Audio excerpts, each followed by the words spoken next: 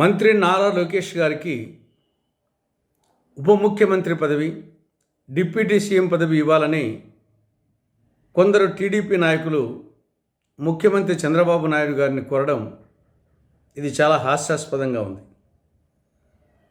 ఎందుకంటే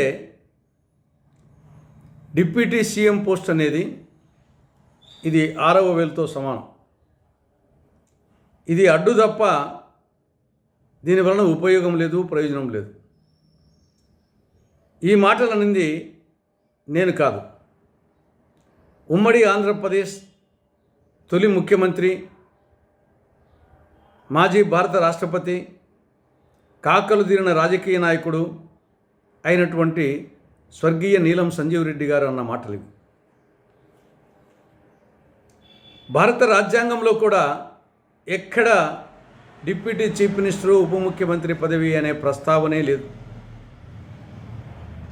ముఖ్యమంత్రి గురించి ప్రస్తావన ఉంది, మంత్రుల గురించి ప్రస్తావన ఉంది, అంతే తప్ప ఉప ముఖ్యమంత్రి గురించి, డిప్యూటీ చీఫ్ మినిస్టర్ గురించి ప్రస్తావనే లేదు. భారత రాజ్యాంగంలో ఆర్టికల్ 164 క్లాజ్ 1 ప్రకారంగా గవర్నరు ముఖ్యమంత్రిని నియమిస్తాడు. ముఖ్యమంత్రి సలహా మేరకు గవర్నరు మంత్రులను నియమిస్తాడు. అంతే తప్ప డిప్యూటీ సీఎం అనేది ఉండదు. ఈవెన్ ప్రమాణ స్వీకార సమయంలో కూడా మంత్రిగానే ప్రమాణ స్వీకారం చేస్తారు. మంత్రులు మంత్రులుగా, ముఖ్యమంత్రి ముఖ్యమంత్రిగా. ఈవెన్ పవన్ కళ్యాణ్ గారు కూడా మంత్రిగా ప్రమాణ స్వీకారం చేశారే తప్ప డిప్యూటీ సీఎంగా ప్రమాణ స్వీకారం చేయలేదు. దీనికి ప్రోటోకాల్ కూడా లేదు. అదనపు అధికారాలు, హక్కులు, బాధ్యతలు ఏమీ ఉండవు. ఆ కన్సర్న్ మంత్రికి సంబంధించి ఆ మంత్రి శాఖల మీద ఉంటుంది అంతే. కాబట్టి అటువంటి 6వ వేలు లాంటి ప్రోటోకాల్ లేని, అదనపు అధికారాలు లేని, రాజ్యాంగ ప్రతిపత్తి లేనటువంటి ఆ డిప్యూటీ సీఎం పదవిని నారా లోకేష్ ఇవ్వమని అడగడం అనేది ఇది హాస్యాస్పదంగా ఉంది. నిజంగా నారా లోకేష్ మీద వీరికి ప్రేమ, అభిమానము ఉంటే, నారా లోకేష్ సమర్థత మీద అంత నమ్మకం, భరోసా ఉంటే, అదేదో ముఖ్యమంత్రి పదవిని నారా లోకేష్ ఇవ్వమని అడిగితే సరిపోతుంది. చంద్రబాబు నాయుడు గారు పార్టీ అధ్యక్షులుగా ఉంటూ నారా లోకేష్ను ముఖ్యమంత్రి పదవిని చేయండి అని చెప్తే, అడిగితే సరిపోతుంది. అది రాజ్యాంగ పదవి. లేదా పవన్ కళ్యాణ్ గారికి ఆ డిప్యూటీ సీఎం పోస్ట్ ఇచ్చినందువల్ల ఆయన పోటీదారుడు అయిపోతున్నాడు అనుకుంటే, ముఖ్యమంత్రి గారితో చెప్పి పవన్ కళ్యాణ్కు ఆ డిప్యూటీ సీఎం పోస్టు ఊడబికేసేయండి. అంతే తప్ప రాజ్యాంగంలో లేనటువంటి 6వ వేలుతో సమానమైనటువంటి ఆ ఉప ముఖ్యమంత్రి పదవిని నారా లోకేష్కు ఇవ్వమని అడగడం అనేది అనవసరం. ఇక రెండవ అంశం ఏనుగుల బీభత్సం. ఇటీవల కాలంలో ఏనుగుల బీభత్సం మరీ మితిమీరిపోతా ఉంది. అడవుల్లో ఆహారపు కొరతతో, నీటి కొరతతో, లేదా కొన్ని సందర్భాల్లో ఆ ఏనుగుల గుంపుల మధ్య ఉన్న పోరాటం నేపథ్యంలో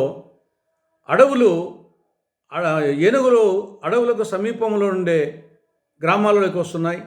పంట పొలాలను ధ్వంసం చేస్తున్నాయి.